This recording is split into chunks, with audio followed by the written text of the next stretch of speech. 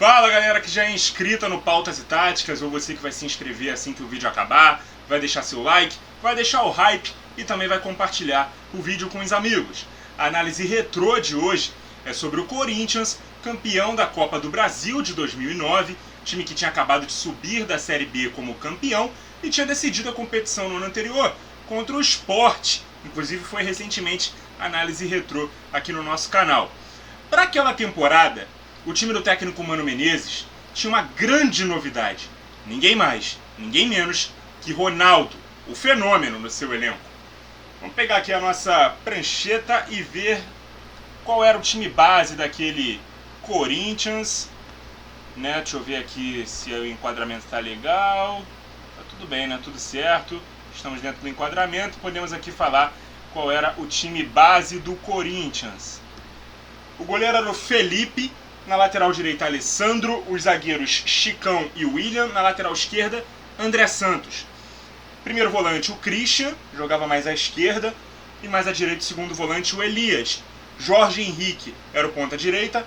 Douglas, o maestro, barriga de cadela, era o meia central. E o Dentinho, cria da base lá do timão, do terrão, era o ponta esquerda. E na frente, ele, Ronaldo Fenômeno. Esse time ainda tinha um 12º jogador titular, que era o Moraes. Ele entrava no time na variação usada em alguns jogos para o 4-3-1-2. Lá para o fim da análise a gente fala um pouco mais sobre ela, beleza? Mas o sistema tático base era o 4-2-3-1. Em tempos que estávamos começando a aceitar e ver como comum essa plataforma no Brasil, como a principal do futebol brasileiro, e nos anos seguintes isso se difundiu com muito mais veemência, frequência, o time do Mano tinha isso como novidade.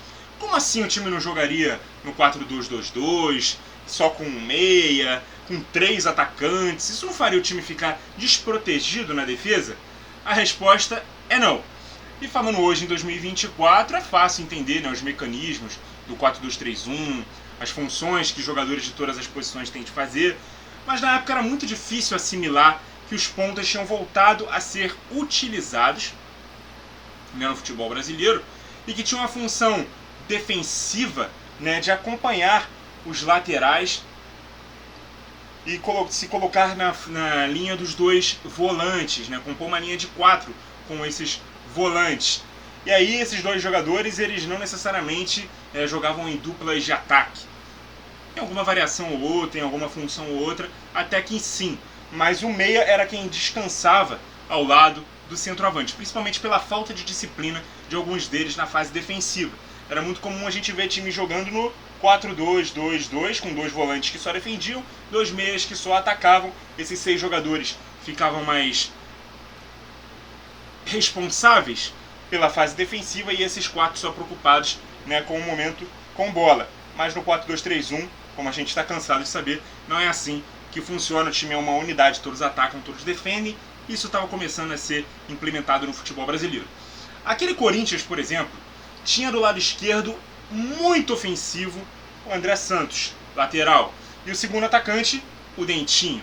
O lateral tinha maior permissão para subir naquele lado, enquanto o ponta fazia diagonais para a área e aproveitava o corredor deixado por ele. No lado oposto, o lateral direito, Alessandro, segurava um pouco mais na defesa e alinhava com o Chicão e o William num trio de zagueiros, beleza? Quem fazia a cobertura do André Santos era o William, abrindo, e o Christian recuando para remontar uma linha de 4. Quando o time atacava pela esquerda, meio que mantinha uma estrutura em 4-4-2 com 2 linhas de 4, com o Elias encostando no Douglas, que encostava um pouco mais pela esquerda, já que ele era canhoto, o William fazendo aquela cobertura no André Santos, o Christian recuando para poder ocupar o espaço deixado pelo William, e assim a gente tinha, quando a jogada principalmente estava pela esquerda, essa formação em 4-4-2, beleza? A recomposição por aquele lado tinha o André recuando para a primeira linha, sem o Christian retornar para a linha dos meio-campistas. O time alinhava no 5-4-1, defendendo em bloco baixo, com o Dentinho voltando para a posição dele, o Douglas ficando aqui mais ou menos como um segundo volante, mas ele obviamente tinha muito menos intensidade para marcar, então ele era o cara que se adiantava para dar o primeiro combate, e aqui essa linha tinha que ficar um pouco mais estreita, quase que num 5-3-2, mas era realmente o 5-4-1 a estrutura, né, do Corinthians sem bola.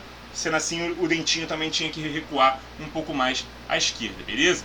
Agora, quando o time atacava pelo lado direito, vou voltar todo mundo aqui para as suas posições, para a gente poder explicar a dinâmica do time atacando pela direita. O Elias funcionava como um box-to-box, né? Ele era o segundo volante, que atacava a área vindo de trás, precisava recompor na fase defensiva, mas para que ele tivesse essa liberdade de encostar no ataque, um ponta como o Jorge Henrique solidificava ainda mais o sem bola do time. Quando o Elias estava na frente, o Alessandro ganhava mais liberdade para atacar. Com isso acontecia o quê? O Jorge Henrique trocava de posição e mantinha a linha de 4 montada na defesa. Então a gente tinha o Alessandro subindo e o Jorge Henrique meio que ocupando a posição dele, né? Ficando mais ou menos ali como um lateral, enquanto o Alessandro subia um pouco mais para o ataque. Mas isso aqui acontecia com menos frequência. Deixa eu ver aqui, a câmera balançou um pouco, deixa eu ver se... Não, tá tudo tranquilo, não alterou nosso enquadramento, mas enfim, quando isso acontecia, o Jorge Henrique trocava de posição, né? E na recomposição, o Alessandro voltava para a primeira linha por dentro. O Jorge Henrique abria como se fosse um quinto elemento, montando 5-4-1 dentro do próprio campo. Então como é que isso acontecia? Se no ataque a estrutura do time era mais ou menos essa, quase que num 4-1-3-2, com o Christian ficando na frente dos zagueiros, como a jogada está acontecendo na direita, o André Santos continuava cumprindo aqui o seu papel na esquerda, o Dentinho mais aberto, o Elias atacando a área, juntamente com o Ronaldo, e aí quando o time recompunha, o Alessandro recompunha por dentro, o Jorge Henrique continuava como esse quinto elemento da defesa, aqui o Douglas já voltava um pouco mais por dentro, com o Elias um pouco mais aberto, beleza? Mas isso aqui rapidamente se remontava, se remodelava, né, com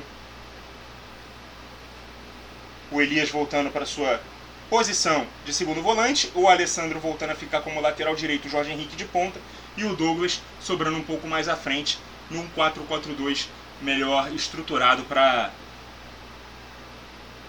com movimentos um pouco mais simples e mais fáceis de se interpretar dentro da plataforma principal, que era o 4-2-3-1, beleza?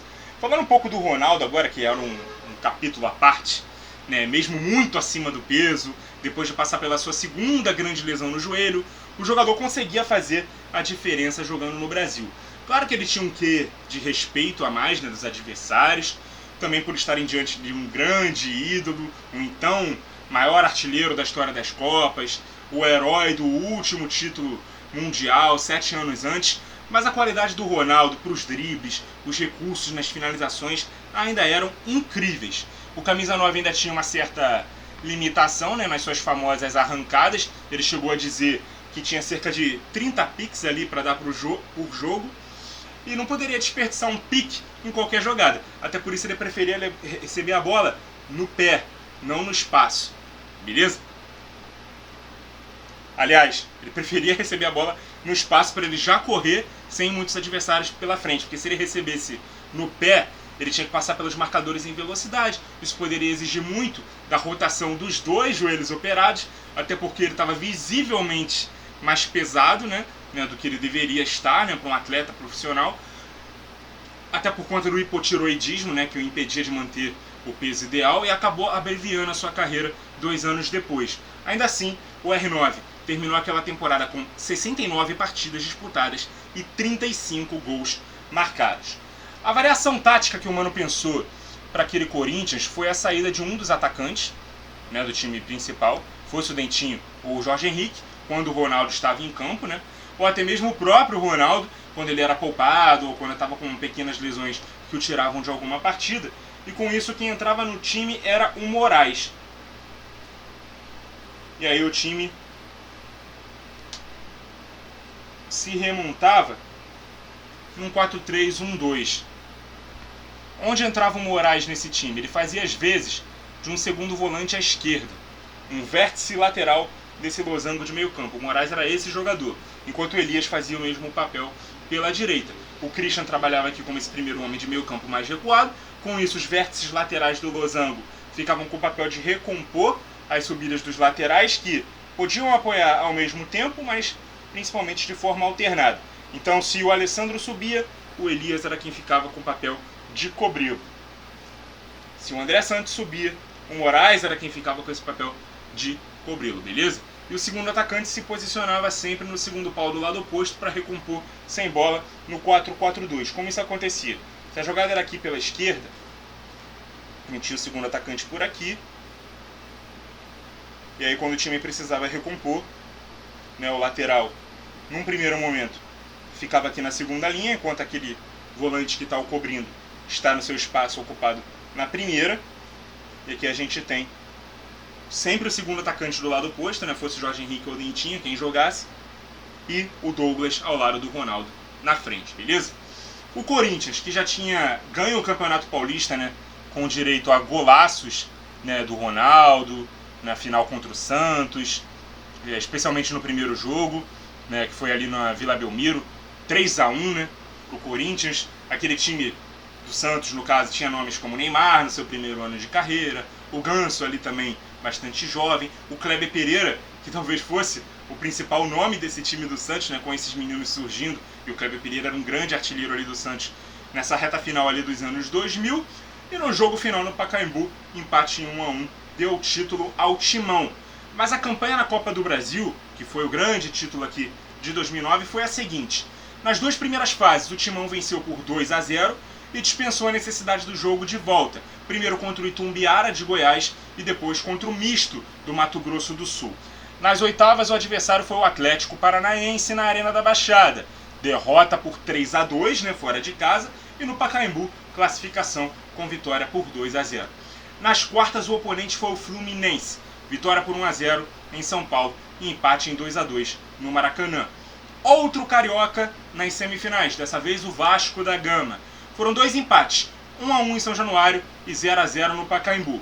Como critério de desempate, o gol fora de casa classificou o Timão para sua segunda decisão de Copa do Brasil consecutiva. E na grande final, o adversário foi o Internacional. O Corinthians ganhou por 2-0 em casa a primeira partida e segurou o 2-2 no Beira-Rio, erguendo seu terceiro título da competição.